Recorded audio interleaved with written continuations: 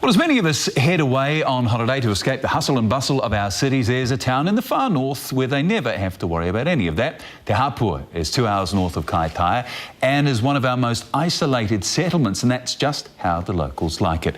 Helen Castles went for a taste of life in Te Hapua.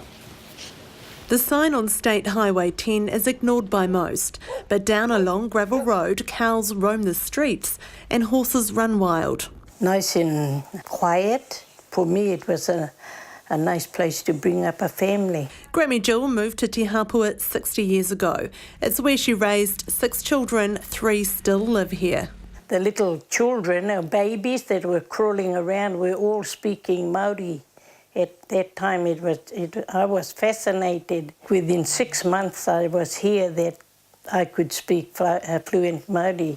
Grandson Chaz is one of around 30 kids at the local school. The closest high school is in Kaitaia, a 2-hour bus ride away.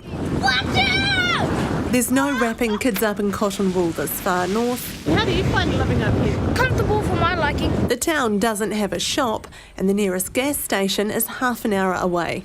Most locals make the 200-kilometre journey to Kaitaia once a fortnight. The people here really resilient. Emergency assistance is a 40-minute helicopter ride away, but a doctor does visit once a fortnight. It's a 2-hour travel just to get to Kaitaia, and then another 2 hours if they have to see a specialist in Whangarei. Sometimes they'll get all the way to Whangarei and the clinic appointment's been cancelled. Social worker Barbara Larson moved home to Te Hapua 3 years ago. I previously used to do, a lot of,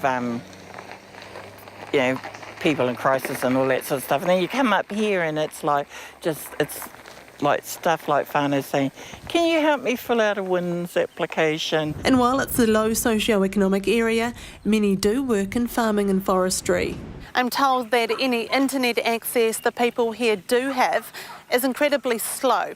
And the only cell phone coverage available is within 400 metres of this marae. And while Wi-Fi and social media aren't very common in Te Hapua, no, it's all good. Just love hunting and fishing a lot. locals like it that way. Helen Castles, One News.